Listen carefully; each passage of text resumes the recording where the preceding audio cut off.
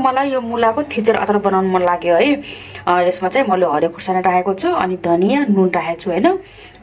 अनि यो चाहिँ यो मुला चाहिँ यसरी काटेर राखेको छु मैले। यो चाहिँ कोरेसम्म कोर्नुपर्ने हैन। अनि कोरेसम्म नकोरेर काटिहालेँ मैले। अनि ठ्याक्कै त्यो काटेपछि मलाई याद भयो कि कोरेसम्म कोर्नुपर्ने भनेर हैन। त्यही भएर म अब यहाँ अचार बनाउँछु। अब यसरी एउटा हातले खिच्दैछु साथीहरू, एउटा हातले यहाँ मोबाइल। अब यहाँ मोबाइल हल्लिरहेको छ हैन।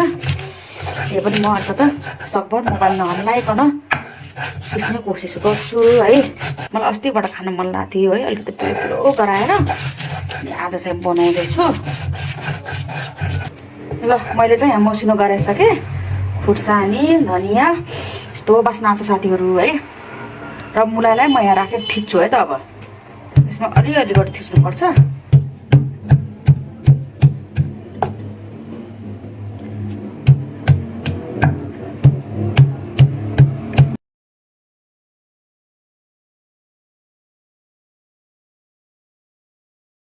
ल मेरो अचार पनि रेडी भयो है। अब यसमा चाहिँ म थोरै कालो चुक हाल्छु।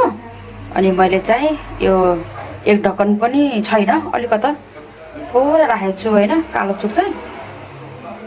अब यसमा म मिक्स गरिदिन्छु। मेरो अचार रेडी भयो है। अनि यतातिर चाहिँ मैले सिन्कीको झोल गराएको छु हैन। जाडोमा तातो खान मजा आउँछ नि त।